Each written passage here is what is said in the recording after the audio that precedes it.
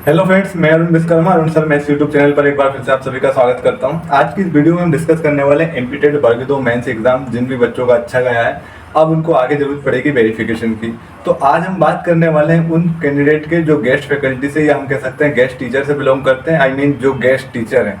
तो अब guest teacher के लिए थोड़े से स्पेशल डॉक्यूमेंट आपको चाहिए होते हैं, कुछ कह सकते हैं जैसे एक्स्ट्रा डॉक्यूमेंट हमें चाहिए होते हैं। और वेरिफिकेशन के टाइम पे अगर आपके डॉक्यूमेंट में थोड़ी सी मिस्टेक है तो आपको वेरिफिकेशन से बाहर कर दिया जाता है, याद रखना।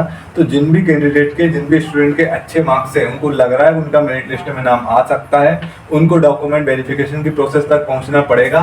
तो कहीं ना कहीं उनको अपने जो डॉक्यूमेंट है, सभी डॉक्यूमेंट उनको प्रिपेयर करना पड़ेगा वेरिफिकेशन के लिए। अगर कोई भी मिस्टेक है, कोई भी अगर चेंजेस हैं, तो अगर आपके पास अभी टाइम रहते हैं आप करा लें तो ठीक है, नहीं तो बाद में आपको हो सकता है दिक्कत का सामना करना पड़ जाए। आज हम बात करेंगे अतिथि शिक्षक को कौन कौन से डॉक्यूमेंट की जरूरत पड़ेगी और किस तरीके से कौन सी गलतियां नहीं होनी चाहिए, कौन सी मिस्टेक डॉक्यूमेंट में नहीं होनी चाहिए, अन्यथा वो डॉक्यूमेंट वेरिफिकेशन की प्रोसेस से बाहर हो सकते हैं, याद रखना।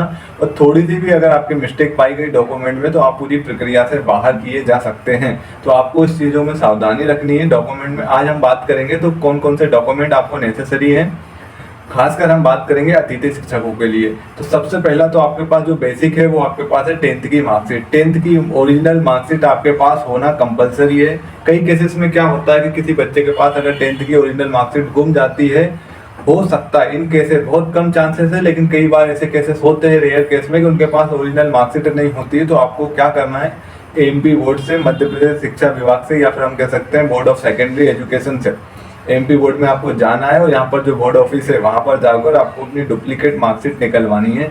और पहली चीज़ अगर नहीं है उन केस में मैं बात कर रहा हूँ। दूसरा, आपके पास 12th की मार्कशीट होनी चाहिए।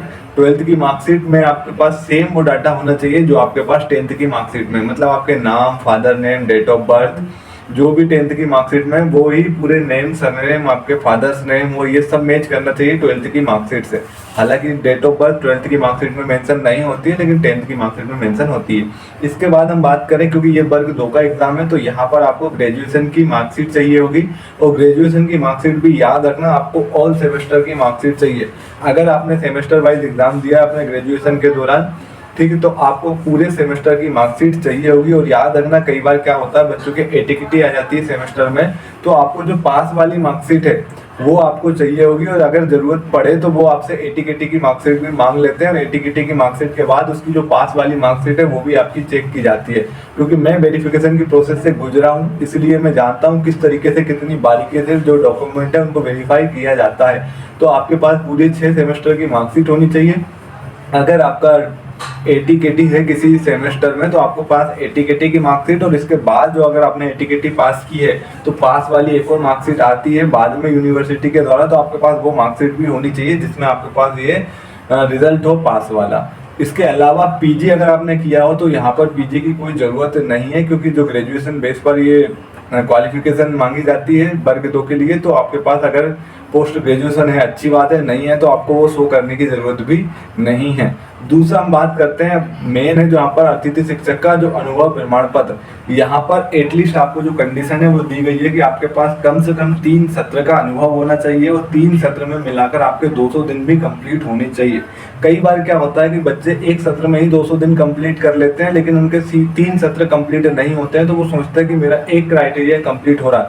ये एक क्राइटेरिया कंप्लीट नहीं हो रहा, याद रखना दोनों ही कंडीशन मिलाकर यहाँ पर एक क्राइटेरिया होता है। आपके पास 3 सत्र का अनुभव भी होना चाहिए, साथ ही साथ आपके पास 200 दिन का अनुभव प्रमाण पत्र भी होना चाहिए। कुल मिलाकर 200 दिन होना चाहिए तीनों सत्रों में मिलाकर। कभी कभी एक सत्र में भी अगर हो जाएगा 200 दिन से प्लस तो वो भी मान्य नहीं होगा, कम से कम आपको 3 सत्र में होना। दूसरी चीज, आपको यहाँ पर अगर मान के चलिए आपके 3 सत्र कंप्लीट हो रहे हैं लेकिन किसी एक सत्र में 30 दिन से कम आपने काम किया है या 30 दिन से कम का आपके पास अनुभव है, तो उस केस में भी वो उस अनुभव को या उस सत्र के अनुभव को मान्य नहीं किया जाएगा। यहाँ पर डीपीआई की फुल गाइडलाइन में, जिसमें अतिथि शिक्षकों के लिए नियम लिखे हैं, उसमें क्लियर मेंशन किया हुआ आपके पास जो अनुभव प्रमाण पत्र है उसमें एक सत्र में कम से कम आपके पास 30 दिन का अनुभव मान्य होगा। इसके अलावा जो क्या कंडीशन हो सकती है, तो कई बार ऐसा देखा जाता है कि बच्चे क्या करते हैं, जैसे मान के चलिए ग्रेजुएशन कर रहे हैं, ग्रेजुएशन के दौरान ही वो क्या कर लेते हैं, गेस्ट टीचर में पढ़ाने लगते हैं। तो कई बार क्योंकि एमपी में मैक्सिमम कॉलेज ऐसे आपने भी देखे होंगे और आपको भी अच्छे तरीके से पता होगा कि यहाँ पर डेली कॉलेज जाने की ज़रूरत नहीं होती है। तो बच्चे क्या करते हैं कि अपने कॉलेज में तो एडमिशन ले लेते हैं, साथ ही साथ वो क्या करते हैं अतिथि शिक्षक में पढ़ाते हैं। लेकिन अगर आपने ग्रेजुएशन के दौरान अतिथि शिक्षक में काम किया है तो याद रखना आपकी जो डिग्री चल रही है उस दौरान अगर आपने गेस्ट में काम किया है तो वो अनुभव आपका काउंट नहीं होगा, वो अनुभव प्रमाण पत्र आपका मान्य नहीं होगा। और इसी तरीके से आपके पास बीएड भी आपने अगर किया है, क्योंकि बीएड या डीएड दोनों ही कंडीशन में आपसे ये चीज़ मांगेंगे। और अगर बीएड डीएड के दौरान भी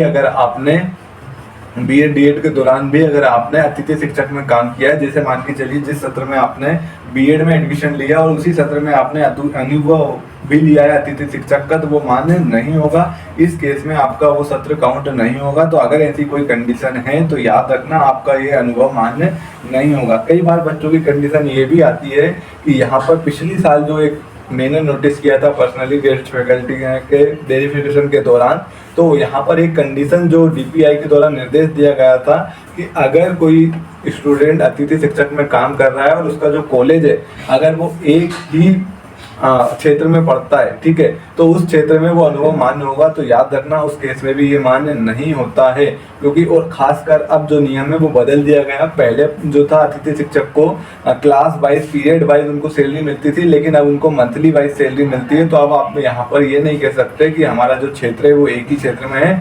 अब अगर एक ही क्षेत्र है तो यहाँ पर आपको मंथली वाइज मिलता, पहले पीरियड वाइज मिलता था। इस दौरान ये नियम निकाला था, लेकिन अब ये नियम पूरी तरीके से लागू नहीं होगा।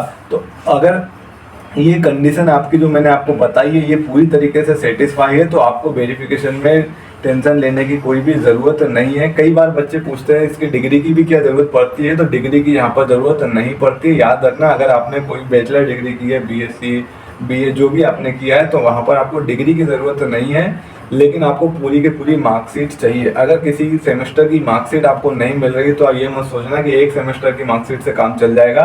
अभी आपके पास है, टाइम रहते है, उसकी डुप्लीकेट मार्कशीट यूनिवर्सिटी में जाके ऑनलाइन अप्लाई कर दीजिए, वहाँ से आपको मिल जाएगी, ठीक है।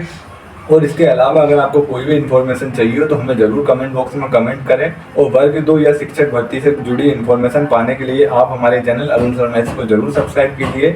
इस तरह की इन्फॉर्मेशन के द्वारा हम कहीं ना कहीं आपकी हेल्प करने में मदद करने की हम कोशिश कर रहे हैं। तो मिलते हैं नेक्स्ट वीडियो में अगले किसी अपडेट के साथ। Thank you.